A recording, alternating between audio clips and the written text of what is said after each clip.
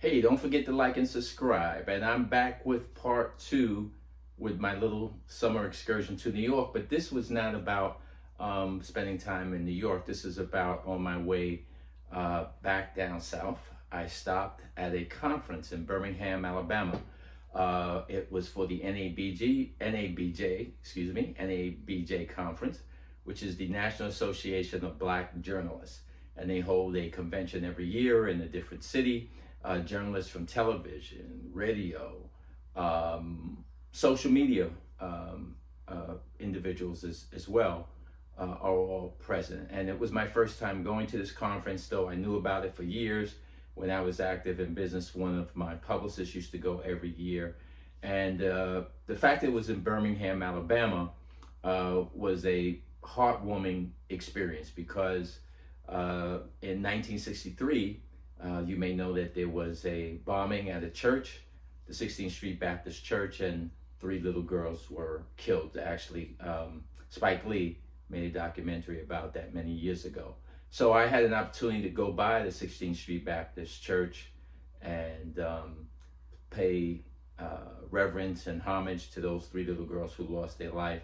And the reason that the Klansmen, those responsible for bombing the church, bombed the church, it's so ridiculous, is because Dr. King used to go to that church, and in the basement of the church is where he would train young people specifically, but adults as well, how to be nonviolent in civil rights demonstrations. So that's where instruction would be given to the local people of Birmingham, Alabama, and how to demonstrate for equality in their city that they were taxpayers of. And because people were angry about that, they bombed that church on the Sunday right before service was supposed to start, when those 4 little girls were in Sunday school, along with many others as well. I also went to some of the locations where during the Civil Rights Movement, if you ever see films, which I'm sure you have, about the Civil Rights Movement, those of you that are old enough, you saw these things on television, when dogs were sicked on the civil rights workers and they were attacked by German shepherds. You also saw the fire hoses sprayed on those civil rights workers too. So I went to those sites. And then the bus depot with civil rights workers, when they came into town, were beat. You're seeing photographs of that. So it was a emotional visit. I was there for other reasons, but I had to, being in the city of Birmingham, stop by those sites because I'm into history. Those of you who know that about some of the past YouTube videos that I posted. So it was good to experience it. And what was so ironic that everybody was talking about it, and I didn't want to tie this in and put this video out at the time, not trying to take advantage of it, was the same weekend I was in Birmingham, in Montgomery, Alabama, is where the riverboat, let's say, beat down took place, where, of course, everybody knows by now, the people were out on the riverboat. This group of men and women, mostly a family, would not move their boat. And when the gentleman who was the assistant captain got off the boat, they attacked him. He threw his head up in the air. Everybody has made memes about that now. So I was in Alabama at that same time. But that was more than just a coincidence, I should say.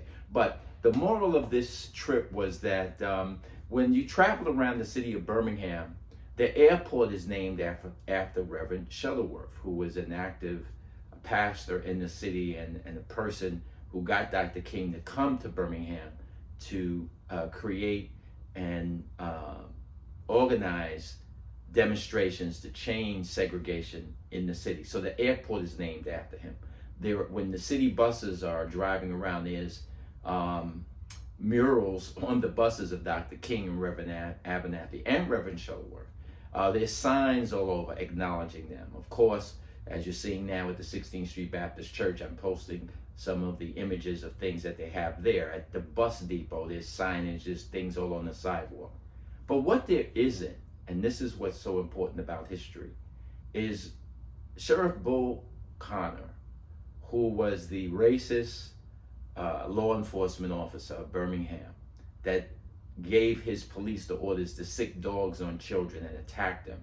because they were peacefully demonstrating, who called the fire department out to hose down the civil rights demonstrators. There's no sign for him. There's no buildings named after him. There's no street sign or anything acknowledging that he ever existed. And I think that's the karma for people like him.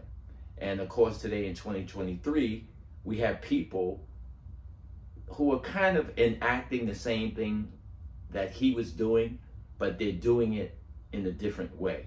Their racism has moved on to 2023 instead of 1963.